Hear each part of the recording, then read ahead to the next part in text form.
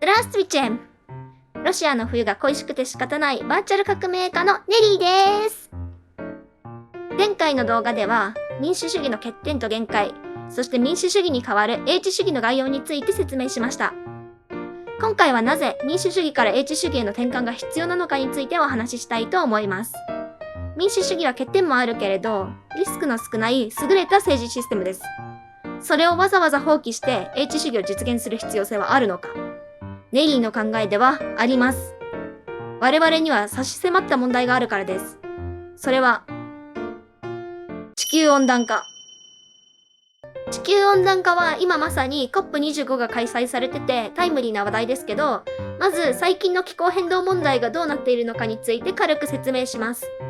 2015年にパリ協定という地球温暖化対策に関する協定が世界中のほぼ全ての国の間で結ばれました。そこで各国は産業革命からの気温上昇を2度、できれば 1.5 度以内に抑えることに合意し、そのため各国の温室効果ガス削減目標を設定しました。ところがです。最近ストックホルム大学が発表した研究によると、なんと気温が2度上昇すると、今まで炭素を吸収していた森林や海が逆に炭素放出源となり、二酸化炭素をボンボン排出するようになって、温暖化が大幅に加速するというのです。で、考えたら確かに去年の夏とかヨーロッパは熱波の影響で山火事がどえらいことになってましたよね。これはつまりパリ協定を達成できなければ人類はもう地球温暖化を止めることができなくなるということです。これはね、控えめに言って非常によろしくないですね。この深刻な状況の中、世界第2位の温室効果ガス排出国アメリカがパリ協定を離脱しました。離脱すること自体は結構前から言ってたんですけど、さらに国連環境計画によると、去年2018年に排出された温室効果ガスの量は過去最大でした。国連環境計画は仮にパリ協定を達成したとしても、今世紀末には気温上昇は 3.2 度に達すると予測しており、当初の目標2度以内を達成するためには、各国はパリ協定より温室効果ガスの削減目標量を大幅に増やす必要があると発表しました。どれくらい？当初の3倍。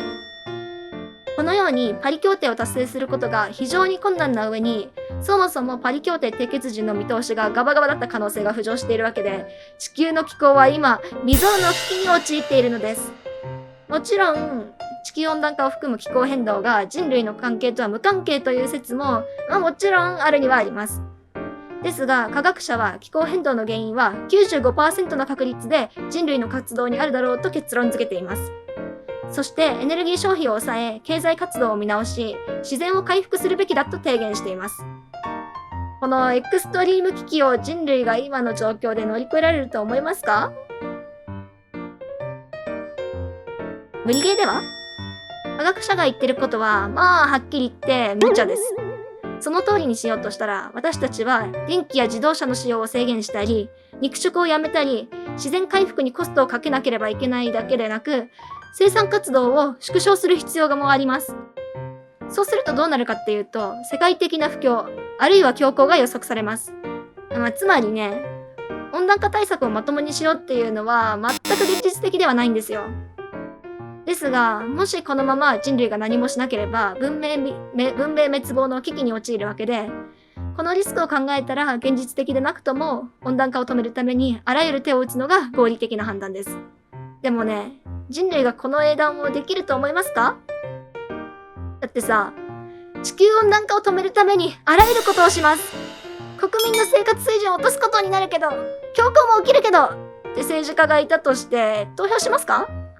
しないでしょ？ネリーだって嫌だよ。むしろ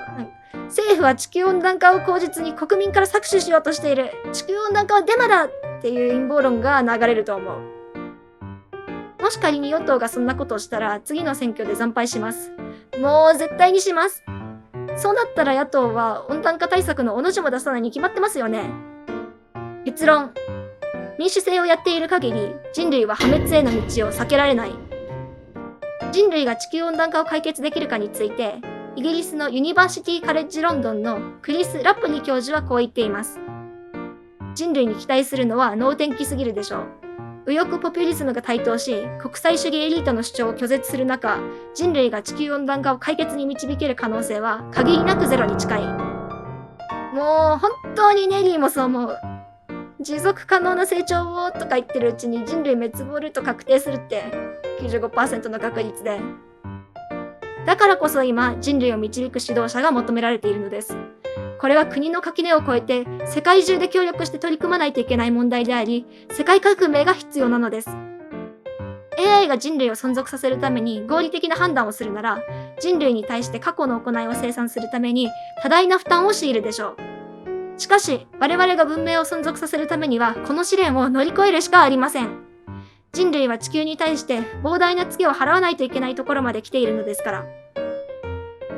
最後まで動画をご覧いただきありがとうございました。この動画が出る頃にはもう終わってると思いますけど、人類が COP25 で何を決められたか、何を決められなかったかには要注目です。この動画を通じて一人でも多くの方に革命の必要性が伝えられたら嬉しいです。バーチャル革命家のネリーでした。それではまた次回の動画で。パカーン。